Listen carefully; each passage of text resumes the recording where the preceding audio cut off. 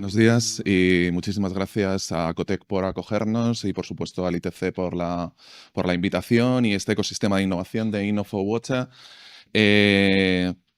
Cuando me invitaron, el planteamiento que me hicieron, además le tengo que agradecer a Alicia todas las facilidades que me ha dado para poder intervenir hoy aquí. El planteamiento que me hicieron me parecía muy estimulante porque me invitaba a hablar del futuro, ¿no? Es decir, no a limitarme a hacer de notario de la realidad de lo que ha ocurrido, sino a pensar en términos de futuro, si queréis en términos de innovación abierta, salir de las fronteras del sector del agua, que yo creo, ahora que estamos aquí, nadie me va a condenar si digo que somos un sector extremadamente endogámico, ¿sí? Un sector que se mira mucho al ombligo y donde yo creo que las oportunidades fundamentales en términos estratégicos aparecen en la tangencia con otros desafíos sociales y con otros sectores. Soy economista. Invitar a un economista a hablar del futuro, cuando somos expertos en predecir el pasado, tiene ciertos riesgos. Entonces, lo que voy a hacer es lo siguiente. Voy a plantear mi intervención en 3 actos. Primero, para reflexionar sobre lo que fuimos, ¿sí? Es decir, y lo que fuimos entre 2000, la aprobación de la Directiva Marco de Agua de la Unión Europea, y 2025, donde yo entiendo que podemos tomarlo como referencia, como un hito para que se produzca algún cambio importante en relación a la provisión de servicios de agua y en relación a algo todavía más importante, que es garantizar seguridad hídrica a largo plazo en un contexto de imprescindible adaptación al cambio climático. Luego voy a reflexionar sobre qué se espera de nosotros, ¿sí? Y tomando como referencia, si queréis, 2030, ¿no? Que es un horizonte que yo creo que parece relevante para reflexionar sobre qué se espera de nosotros. Y luego voy a hacer el ejercicio de pensar hacia 2050 qué nos deberíamos atrever a imaginar en relación con la provisión de servicios de agua, no solo en relación con el ciclo urbano del agua, sino en relación a cómo el ciclo urbano del agua tiene que conectarse con el ciclo integral del agua en general y con otros sectores y otros usuarios importantes del agua. Bien, si intentamos reflexionar sobre qué hemos sido desde 2000, la aprobación de la Directiva Marco, hasta hoy, yo diría que hay una serie de características que no son solo estrictamente específicas de la realidad española, sino que se pueden ver en el ámbito, me atrevería a decir, de la Unión Europea y, por supuesto, en otros lugares del mundo. Una de ellas, fundamental, es que los servicios de agua han estado siempre con un potente sesgo que ya no es tecnológico, como decía Jorge, sino un potente sesgo ingenieril. ¿Sí? Es decir, básicamente gestionar servicios de agua implicaba gestionar un conjunto de infraestructuras críticas y resolver una serie de desafíos eminentemente técnicos. Pero podíamos decir que el sector era un sector, o podemos decir que en gran medida todavía lo es un sector muy centrado en la ingeniería, no tan centrado en los ciudadanos y no tan centrado en la gestión de ecosistemas, ¿sí? Entonces ahí ya nos de alguna manera anticipamos algunos desafíos que podemos tener si proyectamos hacia el futuro. Por otro lado, era un sector, o es un sector, que básicamente se ha dedicado al cumplimiento formal de directivas europeas. Cumplir la ley es esencial, pero hay que ir un poco más del cumplimiento de la ley en muchos casos. Y aquí fundamentalmente ha habido, en el sector específico del ciclo urbano del agua, ha habido 2 directivas centrales que, por supuesto, están conectadas con la Directiva Marco, pero que tienen que ver fundamentalmente con la Directiva de Agua Potable y la Directiva de Tratamiento de Aguas Residuales Urbanas, donde España tiene tantos desafíos todavía a día de hoy. Este segundo aspecto me parece que merece que me detenga un poco. ¿Por qué?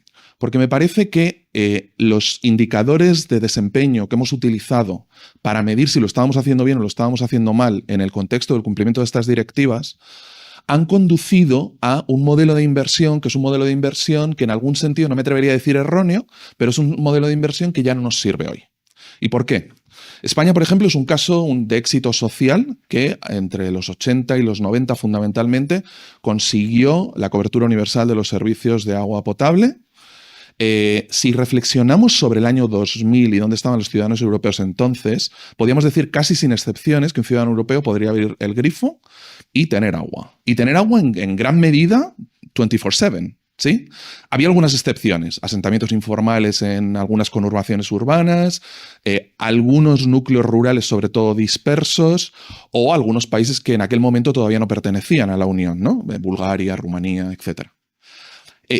Esto en 2000. En 2050 puede ser que el agua sea el activo más contestado, más en conflicto que nos podamos encontrar en este mismo ámbito, en el ámbito de la Unión, solo en 50 años, ¿sí?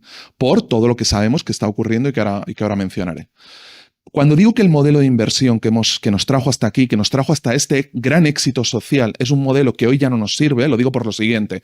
Ese modelo de inversión era un modelo de inversión orientado fundamentalmente al cierre de brechas, es decir, a garantizar esa cobertura universal y en algunos casos a garantizar el cumplimiento con la Directiva de Tratamiento de Aguas Residuales Urbanas. ¿Qué se hacía? Se invertía en redes, fundamentalmente, se invertía en plantas de tratamiento y depuración de aguas residuales, ¿sí? Y esa inversión, que era absolutamente imprescindible, lo sigue siendo para la mayor parte de los países de renta media y de renta baja, pero esa inversión nos permitía resolver ese desafío. Pero es que el desafío ha cambiado. Es que la realidad es dinámica. Y el desafío hoy, desde mi punto de vista, tiene mucho que ver con algo que he mencionado antes: garantizar seguridad hídrica a largo plazo en un contexto de adaptación. Y si este es el desafío, necesitamos un nuevo modelo de inversión.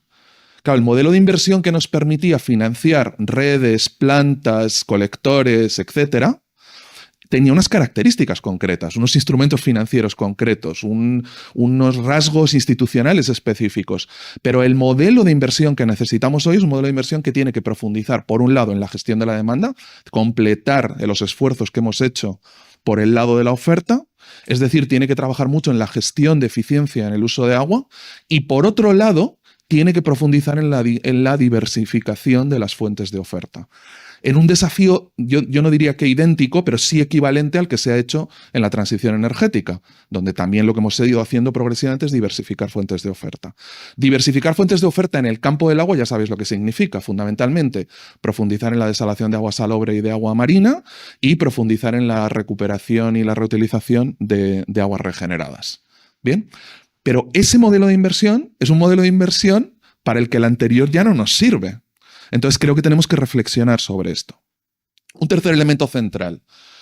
Tenemos un sector profundamente atomizado, profundamente fragmentado. España en este caso es paradigma, ¿sí? 8.127 municipios, somos el tercer país de la Unión Europea con más municipios después de, por supuesto, de Francia, que tiene más de 30.000, y por supuesto de Alemania, que tiene más de 10.000, pero luego ya venimos nosotros. Competencias municipales, ¿sí? Y esta es una decisión, digamos, romper el ánfora de Pandora sería una irresponsabilidad por mi parte, pero es una decisión que se tomó en su momento y sobre la que pagamos algunas consecuencias. Pero en general en Europa lo que vemos es un sector profundamente, no solo en Europa, y en Argentina y en Estados Unidos, un sector profundamente atomizado donde hay una pérdida notable de eso que los economistas llamamos economías de escala y alcance. Es decir, no conseguimos la escala necesaria para que la prestación del servicio sea una prestación del servicio no solo eficiente, sino equitativa, sostenible. Bien, en ese contexto de fragmentaciones en el que hemos vivido y vivimos a día de hoy. Un cuarto elemento que quisiera mencionar: digitalización. Bueno, pues por supuesto en 2000 prácticamente nada, y desde 2000 a 2025 hemos visto cosas, una digitalización incipiente. Ya en 2000 existían plataformas SCADA, existía eso que los expertos en innovación tecnológica llaman Spaghetti Architecture, ¿no? Tú llegabas a una empresa y te encontrabas que parte de los datos estaban escritos a mano, partes en un Excel, el que tenía el Excel estaba de vacaciones y no le había contado a nadie nada. Y este tipo de cosas que nos encontramos ahora en los países de renta media y países de renta baja eran el día a día aquí. De hecho, llegaban empresas a digitalizar y se encontraban con que lo primero que tenían que hacer era un trabajo de consultoría, que es construir la base de datos que se pudiese digitalizar. ¿De acuerdo? Bien. Un quinto elemento. El cambio climático. ¿Qué era el cambio climático en 2000? El cambio climático en 2000 no formaba parte de la conversación, o como mucho progresivamente, desde 2000 a 2025, el sector del agua lo que se preguntaba es cómo enfrentar ese desafío futuro, ¿sí? Cómo integrar el cambio climático en nuestro proceso complejo de toma de decisiones. Hay un elemento adicional. Había muy pocos incentivos para la circularidad. Muy pocos incentivos, ¿sí? Creo que en alguna medida seguimos en ese contexto, en un contexto en el cual si tú te planteas lo que es necesario para avanzar en economía circular en la gestión del agua, te das cuenta de que, por ejemplo, necesitaríamos procesos de licitación que fuesen diferentes, ¿sí? A lo mejor tendríamos que remunerar a un operador de una planta de depuración de aguas residuales, no por el volumen en metros cúbicos de efluentes de aguas residuales que trata, y que devuelve al medio en unas condiciones que no pongan en peligro ni la salud pública ni la calidad ambiental, sino que tendríamos que premiarle por, no sé, el volumen de biogás que es capaz de recuperar en el proceso, ¿sí? Pero en la medida en que no generamos estos mecanismos de remuneración, ¿sí?, los incentivos para la circularidad han sido y son en gran medida bastante débiles, pese a que España siga siendo el país que más agua reutiliza. Es muy curioso, cada vez que voy a Bruselas y me repiten esto, me repiten, bueno, vosotros sois un caso de éxito, España tiene una capacidad impresionante para reutilizar. No solo es el país que más reutiliza, es el país que tiene mayor potencial de reutilización. Pero cuando mencionan el dato, sistemáticamente, hace 10 años y ahora me hablan de 400 hectómetros cúbicos al año. Cuidado con esto, ¿eh? Además de que tenemos pésimas estadísticas en relación, no sabemos exactamente cuánta agua se reutiliza, pero hace 10 años se hablaba de 400 millones de metros cúbicos, hoy se habla de 400 millones de metros cúbicos. Entonces, cuidado, porque puede ser que en nuestra complacencia, en nuestra indulgencia, pensemos que lo estamos haciendo muy bien porque lideramos en Europa, cuando en realidad estamos lejísimos de aprovechar el potencial de reutilización. ¿De acuerdo?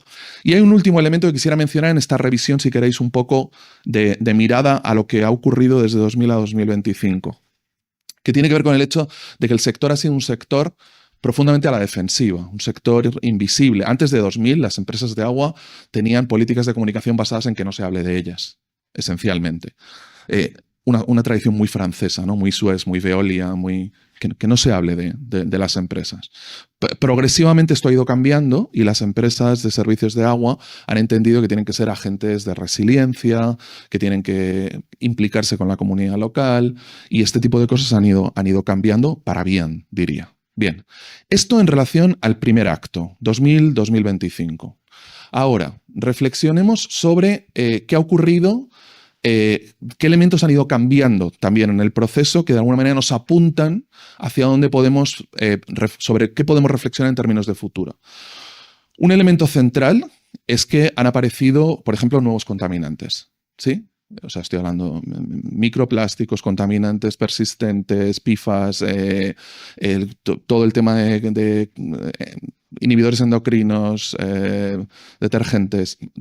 Ha aparecido toda una gama todavía muy mal resuelta, pero que en el ámbito de la Unión Europea, siguiendo un principio de precaución, nos obliga a identificarlo y a eliminarlo con independencia de si hemos terminado los estudios con datos de panel que nos digan qué implica la exposición sistemática a estos contaminantes, a veces presentes a nivel de nanopartículas, pero que no sabemos muy bien todavía el impacto que pueden tener sobre la salud pública. Bien, esto plantea unos desafíos no menores. Luego han aparecido nuevas presiones. Una evidente en relación al cambio climático. Hoy el cambio climático, yo creo que nadie de los que está en la sala, en su sano juicio, digamos, tendría la capacidad para decir que es un reto futuro, ¿no? Es un reto muy evidente que está aquí, que llegó para quedarse, la evidencia es sólida, estamos viendo que no solo aumenta la intensidad y la frecuencia de fenómenos extremos, sino que están empezando a ocurrir cosas súper interesantes, ¿no? Por ejemplo, sequías muy lejos de cuencas mediterráneas del sur de Europa, ¿sí? En el oeste de Letonia, en Bélgica, en el sureste de Inglaterra, ¿sí? Es decir, están empezando a aparecer sequías en lugares donde tradicionalmente no habíamos hablado de esto. ¿Bien? Es decir, comienza a aparecer una restricción en alta, comienza a aparecer una restricción muy evidente del recurso para la provisión de los servicios. ¿Sí? Cuando hasta ahora habíamos operado con una lógica que era la lógica de que si optimizábamos la operación de los servicios ya estaba resuelto el desafío. Pues ahora sabemos que no, que podemos tener empresas de servicios de agua que sean las mejores del mundo y sin embargo operan en un contexto donde la restricción de base es una restricción que condiciona mucho. Más cosas que han ocurrido en este tiempo. Ha avanzado muchísimo la regulación. Me atrevería a decir que en el ámbito europeo hemos entrado en un contexto de hiperregulación. ¿Sí? Este contexto de hiperregulación se ve con claridad cuando hablamos del ciclo urbano del agua, porque pensad en lo siguiente, el caso español también es un caso que narrativamente se cuenta muy bien. Claro, tú tienes 8.127 municipios, 2.700 sistemas de operación, ¿sí? Las competencias son municipales, es decir, las decisiones sobre el servicio se toman soberanamente en plenos municipales de ayuntamientos que en el 90% tienen menos de 5.000 habitantes. las decisiones sobre el servicio las está tomando, en el mejor de los casos, pues el secretario del ayuntamiento o una ingeniera que presta un servicio como de asesoría técnica, ¿sí? Esto en un contexto en el que no existe un ente regulador, no ya digo a nivel estatal, porque estamos hablando de un estado cuasi federal, esto es difícil. No, es que tampoco existen entes regionales, no existen 17 reguladores que puedan determinar determinados principios de regulación económica en los servicios de agua, por ejemplo. ¿Esto a qué nos conduce? Nos conduce a una asimetría, por ejemplo, en el diseño de las tarifas, que es impresionante. O sea, dependiendo de donde uno viva en el Estado español, pues se está enfrentando a diferencias de precios que no se justifican por las características del recurso. Pues tiene mucho sentido que si tú estás en un lugar donde hay que eliminar arsénico en origen, o donde tienes que profundizar mucho en un acuífero, o donde tienes una orografía compleja, tiene mucho sentido que tengas que pagar más. Tiene mucho sentido que si estás en una provincia como Almería pagues más que si estás en una provincia como Lugo. ¿Sí? Pero no tiene ningún sentido que estemos viendo diferencias de entre el 300 y el 500%, dependiendo de donde uno viva. Y esto tiene que ver porque no ha habido ni siquiera la capacidad para armonizar la estructura de las tarifas. Mantenemos mucha discusión sobre el nivel de las tarifas, pero muy poca discusión sobre el diseño, sobre la estructura de las tarifas. De manera que en algunos lugares tienes un canon, en otra 2, en otra 3, en Tarragona te ponen las pestes y la recogida de basuras, el ciudadano no sabe lo que paga, ¿sí? Y además, lo que pagamos por los servicios de agua no solo lo pagamos a través de la tarifa, sino que lo pagamos a través de eso, de cánones, de impuestos, de otro tipo de tributos. Se critica mucho el modelo danés, por ejemplo, ¿no? El agua más cara de Europa. Claro, pero el modelo danés es perfecto en rendición de cuentas, porque todo lo que se paga a través de la tarifa. Entonces el ciudadano sabe perfectamente lo que está pagando y ya está, solo tiene ese canal de pago. Bien.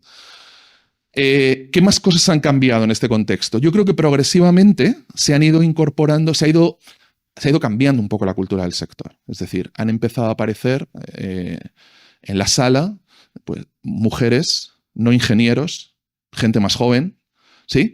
De manera que hemos pasado de una lógica en la que básicamente la provisión de los servicios de agua era una provisión, o sea, una gestión de infraestructuras críticas, a un contexto en el que entendemos que también se trata de gestionar servicios públicos, de que se trata de gestionar un bien que tiene características de bien público, pero también características de bien privado. Entonces se ha ido sofisticando esta lógica. Si nos preguntamos sobre algunas de las cosas que acabo de mencionar, algunos de los cambios que acabo de mencionar, dejadme que me detenga en uno que he mencionado antes, ¿no? Decía, hay débiles incentivos para la circularidad, ¿no? Me parece relevante en el contexto de ecosistemas de innovación abierta, ¿no?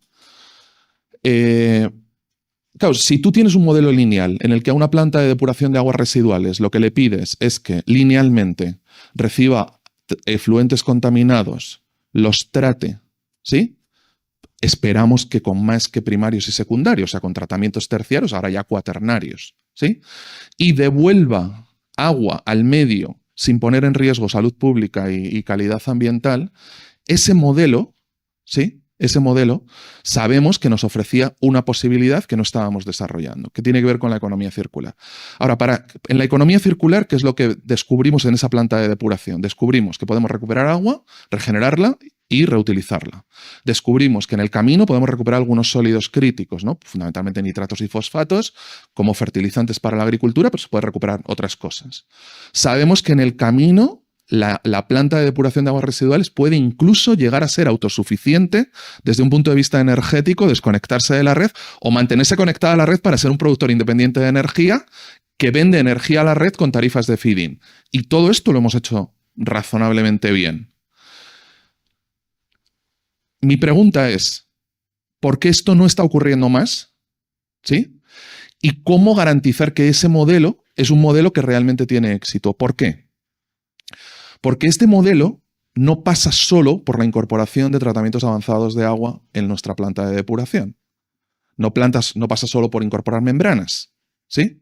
Pasa por una innovación institucional que tiene que ver con la necesidad de generar mercados para el agua regenerada, susceptible de ser reutilizada, para los fertilizantes susceptibles de ser incorporados en la agricultura, para el biogás, ¿sí? Y en ese contexto no hemos sido tan exitosos.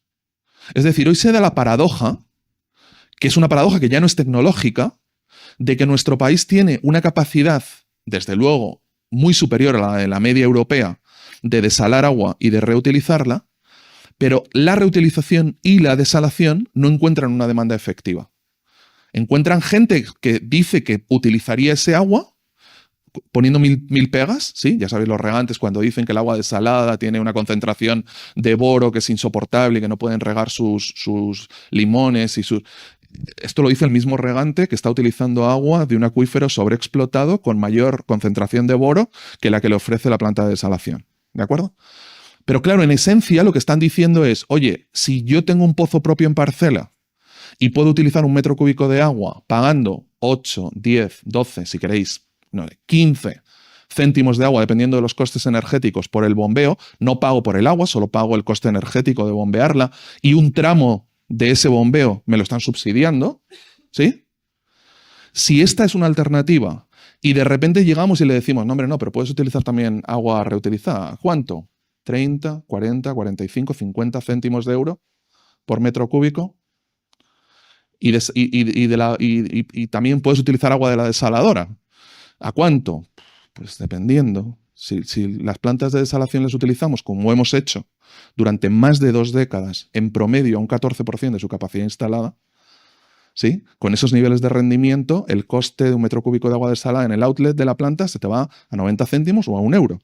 En el outlet de la planta, luego hay que conectarlo a parcela. Y a lo mejor te vas a los 2, a los 3, a los 4 euros. ¿De acuerdo? Tenemos un problema de diseño de incentivos. Esto no es un problema tecnológico, no es que no sepamos operar las plantas. Todas las licitaciones de plantas de desalación en el sur de Asia, en África, en Oriente Medio, en América Latina, las están ganando empresas españolas, o por lo menos hay 1 o 2 empresas españolas sistemáticamente compitiendo en esos procesos de licitación. ¿Sí? Pero sin embargo aquí no somos capaces de resolver el desafío.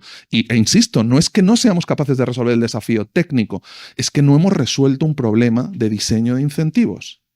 No estamos siendo capaces de mandar las señales adecuadas para que esa capacidad instalada de producción de agua se incorpore de manera efectiva a resolver retos de seguridad hídrica a largo plazo. Y cuando lo hacemos, el Prat, en el área metropolitana de Barcelona, Torrevieja, nos resuelven bastantes problemas. Cuando las plantas se incorporan a un 80 o un 90% de rendimiento en determinados contextos específicos, nos resuelven un problema serio. ¿Sí? Lo que vivimos el año pasado en las cuencas internas de Cataluña no es peccata minuta, ¿de acuerdo? Y en gran medida se resolvió por... Ahora, en el sector todavía hoy incurrimos, desde mi punto de vista, en el siguiente error, que es confundir medidas coyunturales y medidas estructurales. ¿Sí? Cuando me preguntan, oye, las medidas que se están tomando en las cuencas internas de Cataluña, ¿qué te parecen? ¿No? Y me lo preguntan, ¿no? Soy miembro de un observatorio de la Cámara de Comercio de Barcelona, o me lo preguntan desde la Agencia Catalana del Agua, ¿sí? Y yo siempre digo, depende. ¿Son buenas o malas? Depende. Si medimos el éxito de medidas coyunturales por su capacidad para resolver retos estructurales, es un desastre. Si medimos medidas que van bien orientadas para resolver el reto estructural y pretendemos que nos resuelvan un problema coyuntural, es un desastre. Es decir, las inversiones que se están haciendo ahora en el Besòs, en las cuencas internas de Cataluña, en términos de aumentar la capacidad instalada de reutilización, van en la línea absolutamente correcta, pero para protegernos de la sequía de 2029. No te resuelven la sequía del pasado año. ¿Eso quiere decir que son malas? No, son buenas. Son buenas, pero son medidas estructurales para un desafío estructural. Para el desafío coyuntural necesitas otras cosas. ¿De acuerdo?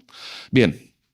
En este contexto, en el que progresivamente hemos ido viendo que se producen determinados cambios, han ocurrido otras cosas que me parecen importantes. Aparecen nuevas presiones que son presiones ajenas al sector. Por ejemplo, sé que hay alguien de Faxa, pero todos los que venís de empresas de servicios de agua o conocéis cómo funciona el ciclo urbano del agua, estaréis de acuerdo conmigo en que en los últimos años lo habéis pasado razonablemente mal por el aumento de los costes operativos vía aumento de costes energéticos. Pero es que desde 2022, invasión de Ucrania, cierre de suministro de gas natural desde Rusia a Europa Occidental, hemos vivido la peor crisis energética de los últimos 50 años. se te disparan los precios mayoristas de la energía, eso termina repercutiendo en tu estructura de costes y te encuentras con que eso está poniendo en cuestión la viabilidad financiera de la provisión de un servicio público. Y esto no tiene nada que ver con el sector del agua. El sector del agua poco puede hacer ahí. ¿De acuerdo? Sí puede tomar medidas de eficiencia energética, puede descarbonizar, pero en gran medida el desafío es un desafío que le viene de fuera. Otro desafío en el que yo creo que estamos viéndolas venir, ciberseguridad. En 2021 se produjo un ataque a una planta en Florida. Deberíamos haber aprendido. ¿Hemos aprendido? Tengo mis dudas. ¿De acuerdo? Tensiones geopolíticas. Alguien dirá, ¿qué tendrá que ver las tensiones geopolíticas con proveer agua en la ciudad de Albacete? ¿Sí? Hombre, pues algo tienen que ver. ¿Por qué? Porque lo que estamos viendo ahora, por ejemplo, son cómo las guerras no convencionales implican ataques con drones a infraestructuras críticas. ¿Sí? Mirad lo que ocurrió en Zaporilla, por ejemplo, ¿no? O sea, una central hidroeléctrica en Ucrania, un tema todavía sin resolver. No sabemos si fueron servicios secretos rusos, servicios secretos ucranios, para entrar en una lógica de los rusos nos han hecho esto, pero lo cierto es que ahí hemos tenido un ataque a una infraestructura crítica. Bien, ¿esto lo tenemos en nuestro mapa? ¿Lo tenemos en nuestro radar? No lo tenemos claramente en nuestro radar. Publiqué hace no tanto tiempo, cuando se produjo el apagón en España, eso que llaman el cero energético, ¿sí? Publiqué un artículo en El País en el que yo exploraba qué pasaría si ocurriese un apagón, pero en relación a la provisión de servicios de agua potable y saneamiento. Y no son equivalentes los sectores. Estamos hablando de industrias de red y casi se me acaban las analogías ahí. Pero hay alguna analogía, ¿sí? Claro, en la provisión de servicios de agua esto ni nos lo planteamos. Por ejemplo, una de las dificultades con las que hemos vivido de 2000 a 2025 es lo que yo llamaría una disonancia cognitiva, que es, le estamos diciendo al ciudadano, el agua es un factor crecientemente escaso, el cambio climático genera sequías más frecuentes e intensas, aparece el fenómeno de las flash droughts, ¿no? Sequías que se desencadenan en poquísimo tiempo y además en cuencas mediterráneas, sequía en las semanas pares, inundaciones en las impares, depresiones de alta presión. O sea, todo esto es lo que le estamos diciendo al ciudadano y le estamos diciendo cuidado, cuidado, cuidado. Y además no estamos haciendo inversión en reemplazo de activos. Reemplazamos el 0,2 anual de nuestras redes de distribución, el 0,4 anual de nuestras redes de alcantarillado. Tenemos las redes de alcantarillado que si pudiéramos verlas, Dios mío, ¿vale? Y en ese contexto que le estamos diciendo, cuidado porque el apocalipsis está cerca, viene Armagedón, ¿sí? Y de repente le seguimos prestando el servicio de agua potable y saneamiento 24/7. Hay una disonancia cognitiva, el ciudadano no entiende, ¿sí? Las restricciones, algunas potentes que se aplicaron en el caso de las cuencas internas de Cataluña, ¿sí? El ciudadano como tal lo percibía de una manera casi folclórica, ¿no? Es decir, pues, antes me duchaba en el gimnasio, ahora no puedo, ¿sí? No voy a poder lavar el coche en un túnel de lavado, la fuente de mi pueblo ya no funciona, ¿verdad? Pero no te afecta de una manera directa. Al regante sí. Al regante de repente le dices el 50% de tu dotación no te llega. ¿De acuerdo? Bien. ¿Qué se espera de nosotros a 2030? Claro, se espera que seamos gestores de ecosistemas. Es decir, las empresas de servicios de agua tienen que comenzar a mirar a la cuenca. Porque, entre otras cosas, van a tener que complementar la inversión en infraestructuras convencionales con soluciones basadas en la naturaleza y entrar en ese contexto híbrido de infraestructuras naturales e infraestructuras grises. Se nos pide al mismo tiempo que seamos polos de innovación, vanguardia en la innovación. Se nos pide que seamos polos de atracción de talento y que seamos un buen lugar para trabajar, que la gente joven, que nuevos profesionales se incorporen y perciban el sector como un sector donde se pueden hacer cosas interesantes. Se nos pide que seamos neutrales en carbono. Se nos pide que seamos rentables financieramente en un contexto crecientemente competitivo. Wow, too much, ¿no? Genera un poco de ansiedad, ¿no? Sí, o sea, parece una cosa como... Y pese a que genera un poco de ansiedad, mi pregunta es, ¿tenemos capacidad para escalar estos esfuerzos? ¿Estamos llegando a tiempo? ¿No está el sector quizá, y esto por supuesto vale para los planes de Cuenca, ¿no está el sector quizá planificando para un mundo que ya no existe? ¿No estamos en un contexto en el que los planes de Cuenca, por ejemplo, lo que hacen es contarnos lo que ha ocurrido en la cuenca, pero no necesariamente lo que tendría que ocurrir en el periodo 2022-2027?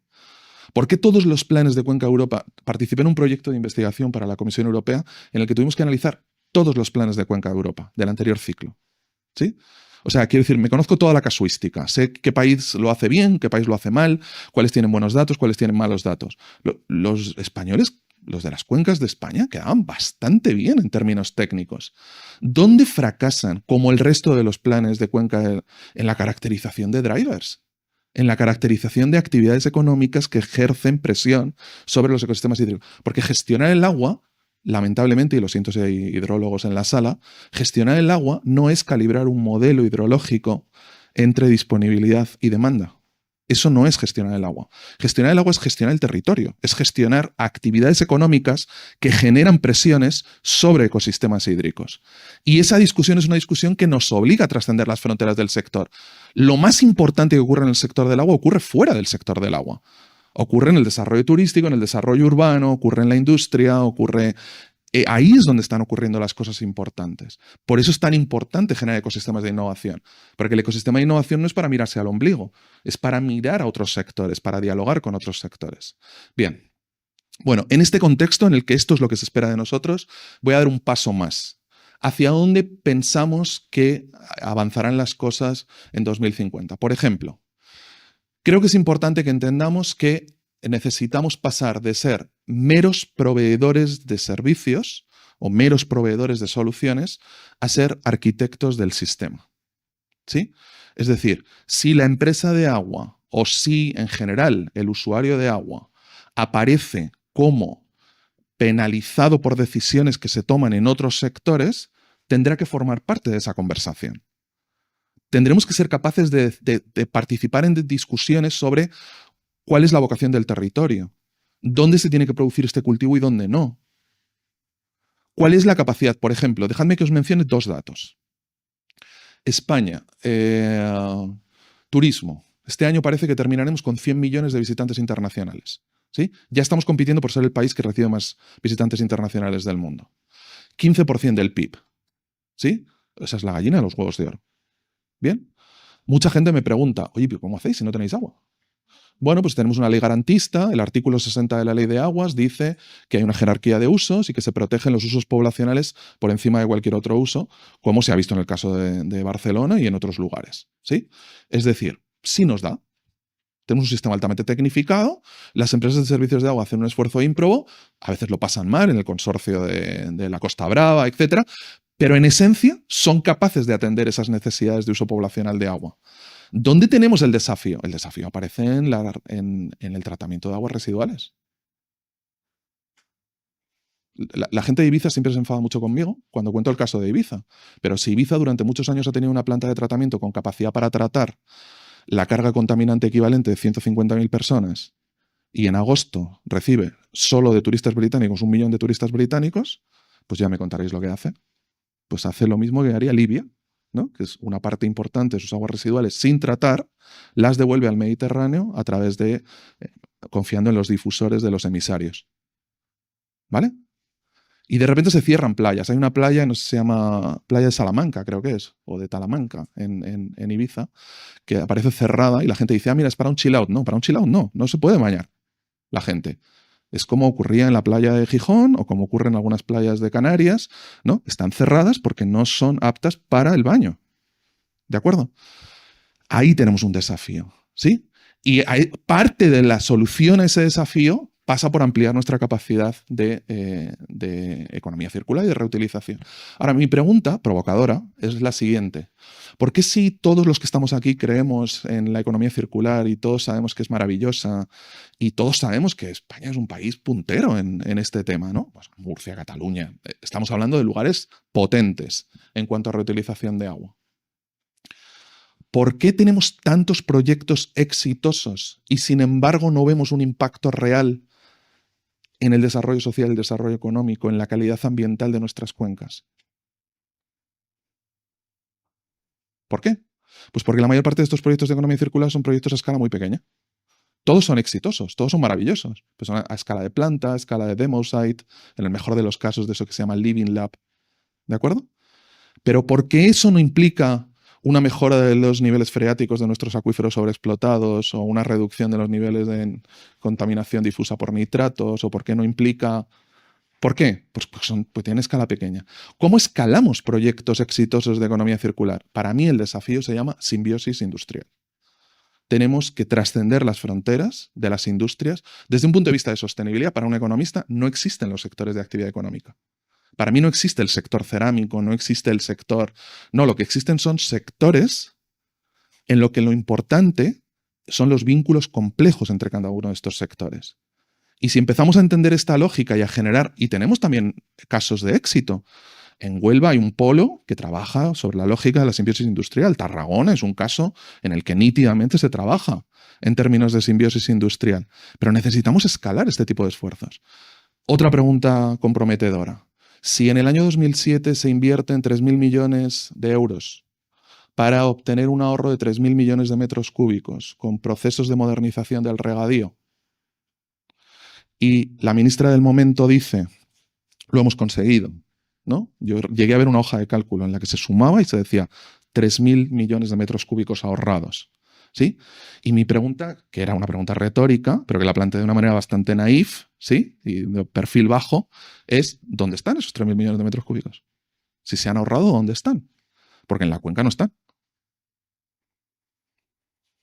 Y esta paradoja, si los economistas la conocemos desde hace más de 100 años, es lo que se llama la paradoja de Jevons, ¿sí? Hay un efecto rebote. Si tú te manejas con la lógica de que esta es mi parcela, yo ahora soy más eficiente en el uso de agua, y pensamos que el regante va a mantener su mezcla de cultivos, es que no hemos entendido una palabra. El regante inmediatamente se pone a producir arándanos, a producir aguacate, a producir mango, a producir... ¿Sí? ¿Por qué? Pues precisamente porque es más eficiente en el uso de agua.